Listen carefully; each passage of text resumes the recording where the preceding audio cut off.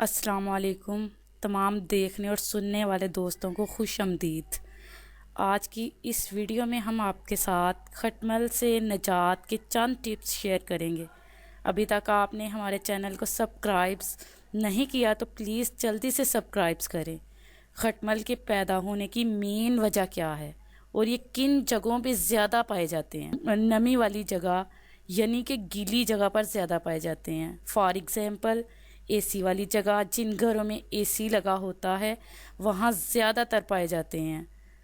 قالین بچھانے سے پہلے زمین پر تھوڑا سا کیڑے مار پاؤڈر، خشک نیم کے پتے اور تھوڑے سے لونگ پیس کر زمین پر ڈالیں، اور اس کے بعد برسات کے موسم میں قالین بچھانے سے پہلے اخبار کی تہ زمین پر بچھا لیں۔ اس طرح نہ تو نمی پیدا ہوگی اور نہ ہی کھٹمل پیدا ہوں گے۔ کھٹملوں کے خاتمے کے چند گھریلو ٹپس میں آپ کے ساتھ شیئر کرتی چلوں۔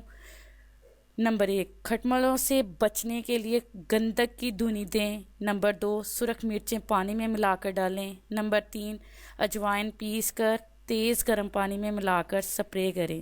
نمبر 4، پلنگ کی خالی جگہوں میں پودینے کی شاخیں ٹھونس دیں۔ نمبر 5، نیم کے پتے پلنگ پر رکھیں اور نیم کے پانی کا چھڑکاؤ کریں۔ کھٹمل سے محفوظ رہنے کے لیے متوسط طبقوں میں لکڑی کی چارپائیوں کا استعمال زیادہ کیا جاتا ہے۔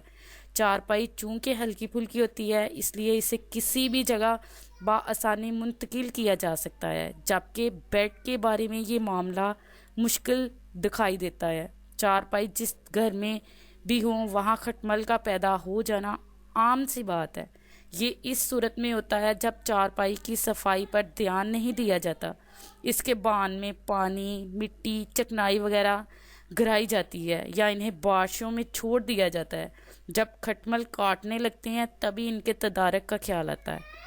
عام طور پر لوگ چارپائیوں کو کھٹمل سے بچانے کے لیے مٹی کا تیل چھڑکتے ہیں، مگر اس طرح کھٹمل مکمل طور پر ختم نہیں ہوتے۔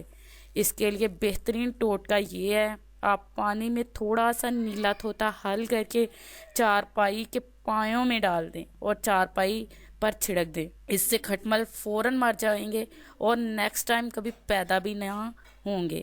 دعاؤں میں یاد رکھیے گا۔ اللہ حافظ۔